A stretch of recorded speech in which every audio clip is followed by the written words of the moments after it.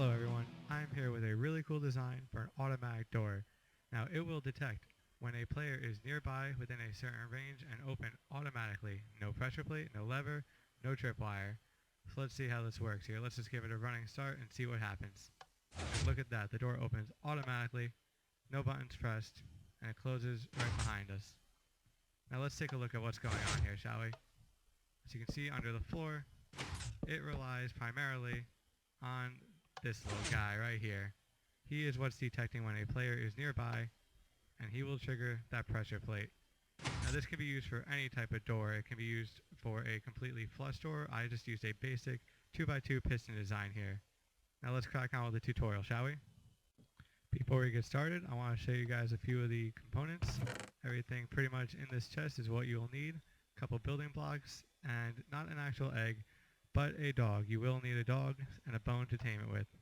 So let's start here. We're going to start by building our doorway with pistons on either side with a 1 block space in between, and whatever block you choose right there, and a redstone torch to power it on. We're going to do the same thing on this side, like this, and there we go. This will be our door. Let's just cover it up, make it look nice, and not that one. Nice and pretty. Shall we? I'll do the same thing on the other side and be right back. And there we go. Now it looks pretty. A quick note about this design. It seems to detect the player from approximately 14 blocks away. I've had a bit of mixed results in testing, but between 11 and 14 seems to be the average, which is right here. You may find you want to edit the design a little bit, and that is just okay. Now let's crack on, shall we? Right here, we're going to dig out a little bit, just have some room to work. This height will be the floor height, so I'm going to put in a block just for placement for now, just have an idea. Right here, this block here, one in front of where the door will be, is where the pressure plate goes. And now we need to have 1, 2, 3, 4 blocks in between the pressure plate and the fence post. So the fence post will go right here. And around the fence post, you do not have to use glass, but I like to use glass so we can see in easily. Keep an eye on our dog, make sure he's okay.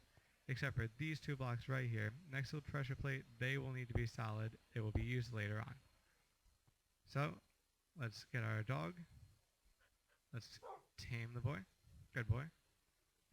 And he needs to be standing for this, so stand him up, put him on a lead, and attach him to the fence post. Come on. There we go, just like that. Close him up, and that is that. He is going to control whether or not we get into our door. Now, we need to dig down right below this pressure plate. 1, 2, 3 blocks. Right here, we're going to put a block with the redstone dust on top of it. Get all this out of here. We're going to put a comparator leading into a block, a redstone torch right here, a little bit of redstone dust, another comparator facing this way, and 1 more piece of redstone dust. Now what this circuit does is it will extend this pressure plate, which is good because when the dog hits it, on occasion he'll circle on it and it won't hold the signal long enough. So what this does, it holds it long enough to ensure that we have time to get through our door before it closes again. That way we do not suffocate.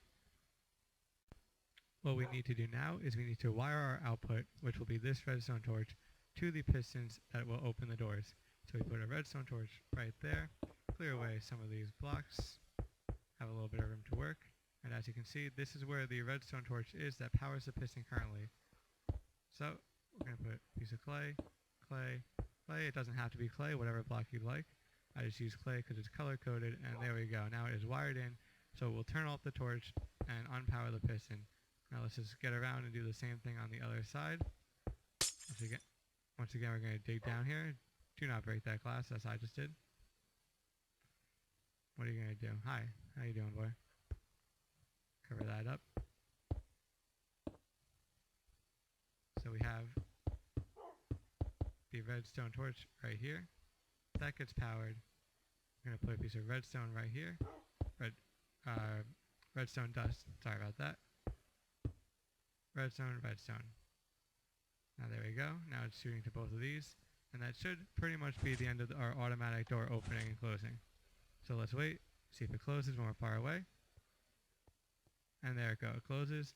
And as we head towards it, the door opens. Pretty useful, eh? Now unfortunately, once we're inside, the dog will follow us. So it will no longer be on the pressure plate, as you can see, and there will be no way to get back out. So what we're going to do is we're going to wire just a simple button that will get us back out again. From the inside, let's say there is a wall right here. We're just going to put the button here for now. This can be moved. This is just a design I'm going to show today. So once again, clear away a little space, have some room to work. The wire we want to attach to is this redstone line right here. That will be what opens and closes the door from the inside. So here will be our button. I'm just going to put a piece of redstone dust underneath here with a torch. It does need to be facing this way if you want to close the top off here. Otherwise you will have a clock and it will, well, a very bad clock, and it will break the circuit. So we're going to do that, break this, redstone dust, and we need to invert it one more time. So we're going to put a torch there, redstone dust, and then just go ahead and carry that signal right down. I'm just going to replace these with clay. And there you have it. So, when we are inside, press the button, and there we go. The doors open up, and then it delays and closes. Well, there you have it, the automatic player detecting door opener. All you gotta do is run, and it opens. A couple comments. I want to thank Generic B for his rabbit door built on the Minecraft server for the inspiration. Another comment is you can use tamed cats instead of dogs if you would prefer. Either will work. I've noticed the cats tend to have a little bit further range, so whichever works for you. Another thing you may have noticed, they do bark, they do make a little bit of noise, so I would recommend having a cat or dog sitting on the inside just to throw off guests as to how the magic actually works. A final thing is it can be a little buggy. Leads have been known to break in Minecraft. Though I have not seen it with this design, I'm sure it may happen. Also, as a note, dogs will not interact with skeletons. They cannot see them through the solid blocks, so you do not need to worry about mobs breaking in or opening your door.